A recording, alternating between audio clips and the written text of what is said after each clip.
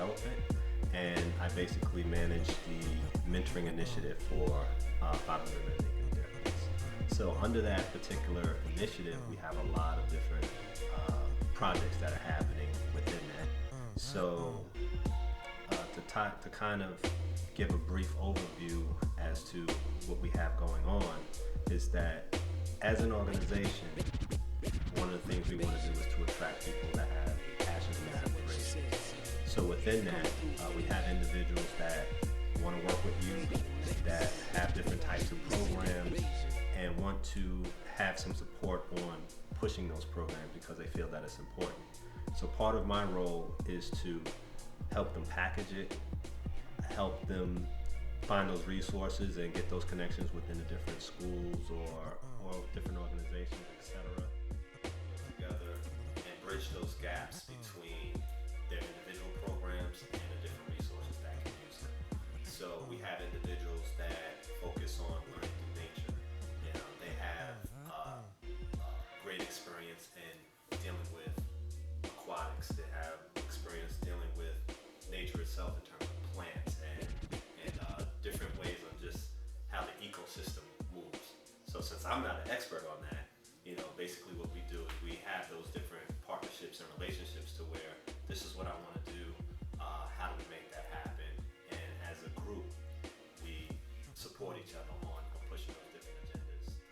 The real crux of the organization is to bring together positive men and have them work collectively on various community service type projects. 500 Men is really special because me personally, I know a lot of positive men that do a lot of work in the community. But the problem that I found, and I'm guilty of it as well, we like to do a lot of things by ourselves with our little. My name is Wayne Devenish. I'm chairman of 500 Men Making a Difference, and started 500 Men Making a Difference back in 2010. Basically, I was doing a project trying to get a community center built in Bedford-Stuyvesant, and hired Stephanie Mills, did a really nice concert, and I ended up not accomplishing what I wanted to, just paying Stephanie Mills and almost burning myself out and going into debt and almost losing my job. And something came to me that I know tons of men that do positive things in the community, and all we really do is just say what's up to one another and keep it moving. And that really gave me the inspiration to pull in positive men to work collectively on different community projects so that we can get more accomplished. And that was really the impetus for forming 500 Men Making a Difference. I shot out an email and a whole bunch of brothers showed up. We had a meeting actually in a warehouse space where we wanted to actually build this community center. And it just kept ballooning from there. You know, a lot of strong men just came on board, like Darryl Person, like Syriac St. Ville, like Fernando Lawrence, just dozens and dozens of positive men that I just knew were always out there, but we just didn't have a venue to kind of collectively work our talents and then take the community and ourselves to another level. So 500 Men has kind of really filled that niche for a lot of folks, and then we just hope to keep growing and growing and growing to have, you know, an enormous database of positive men that at any given instance can come together and make real. What you know, I'm rolling. Cold, yeah. All right, just keep your eyes on the camera, all right? All right, when you ready, man.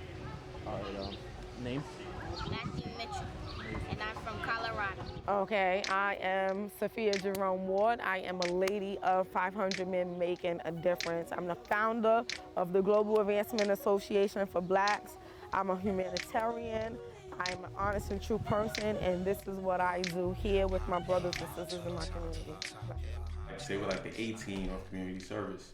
When there's a need for us, we try and show up and do the best we can to plug that hole or act as a, you know, like a hand extended to the community, let them know that somebody actually cares about what's going on.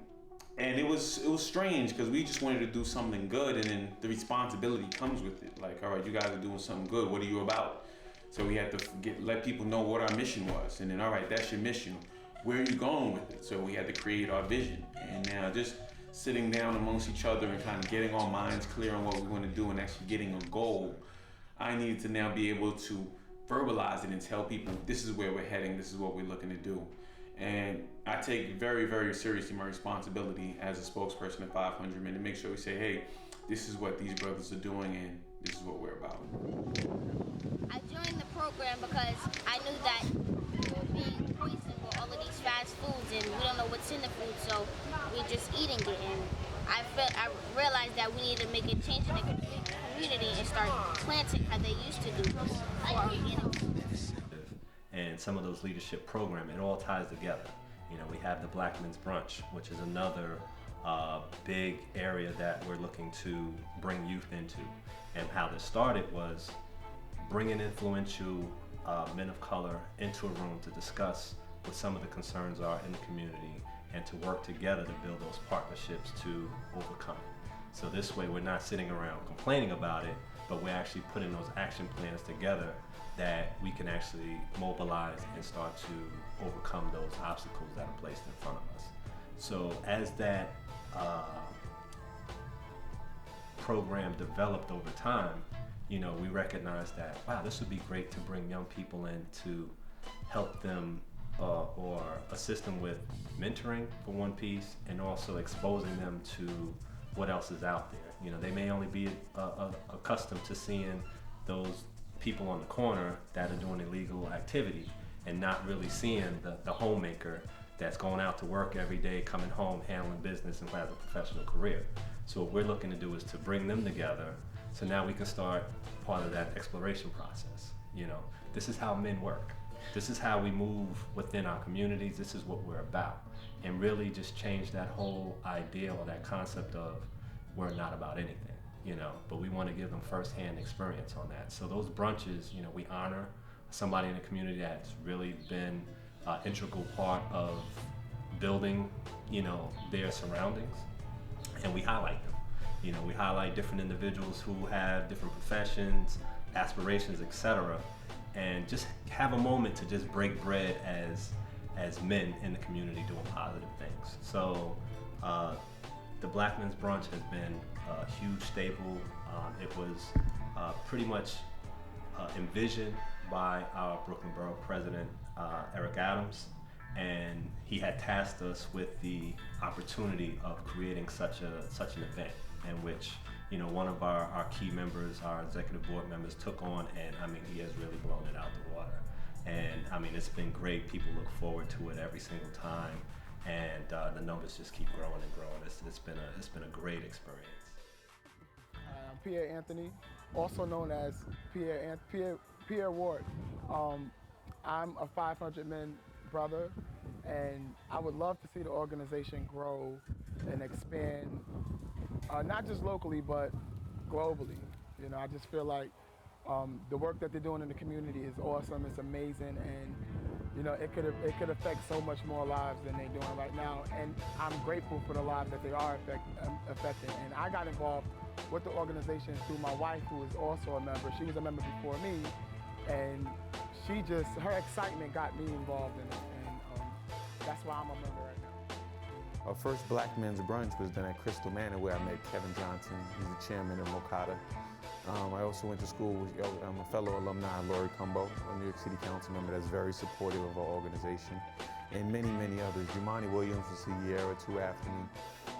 A lot of brothers that we went to school with. The current New York City Commissioner of Small Business Services, Greg Bishop, is also a fellow alumni. A lot of good friends are made in Brooklyn Tech, and they continue on now and help, and is a very big benefit to 500 Men Making a Difference. And we're about to embark on our 6th year anniversary. So this is extraordinarily big for us. We're really, as an organization, getting our legs. We're really being seen throughout the community as a vital source for not only manpower, but also for mentorship, also for producing positive results whenever we're involved with whatever situation there is. we're just really being seen as a worthwhile organization that's institutional within the community. Very much so in Brooklyn, and we're looking to spread out throughout the 5 boroughs. We already have tentacles in the Bronx, where we started our first secondary chapter, and we're looking to possibly do it in Long Island as well. 6 years kind of marks a level of maturity that we definitely haven't seen in the previous years, where our foundation of leadership is actually growing. Our retention rate of members is getting better. And also, even for the members that we kind of lost track of, when we connect with them, they're very enthused about, one, celebrating our 6 years and getting on board with making it as big as possible. June 16th at the podium is where we're going to be celebrating, and we've rented out a nightclub to do it. It holds about 500 people, and we want to have 1,000 people in there to celebrate with us, to celebrate all of the trials, the tribulations, the triumphs, just getting things done, and looking forward to a bright future where we can not only be the premier men's organization in the New York City area, but in the distant future, we hope to be a national organization that really takes hold and brings male volunteerism to the highest level.